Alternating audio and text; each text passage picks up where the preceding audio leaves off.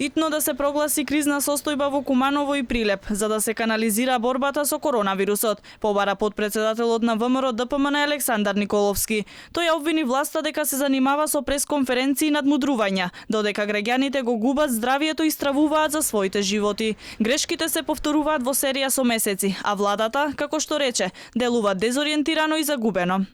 Куманово е тешко погодено од коронавирусот. Таму гледаме многу политика, многу партиски и внатрепартиски препукувања, а малку сериозни чекори.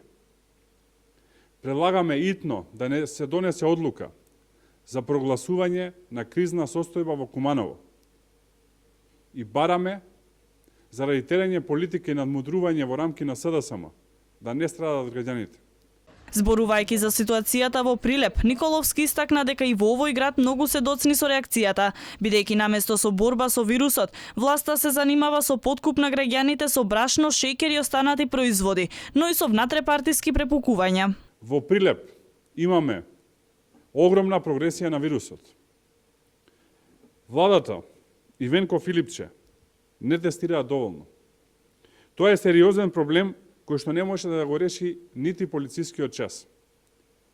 Денес залумно е тестирање во Прилеп на 20 на случаи, кога други 40 чекаат на ред да бидат тестирани.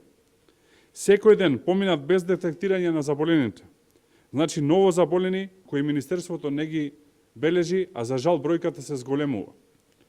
Нашите информации се дека за жал во Прилеп бројката на заболени е далеку поголема од онаа која што е евидентирана.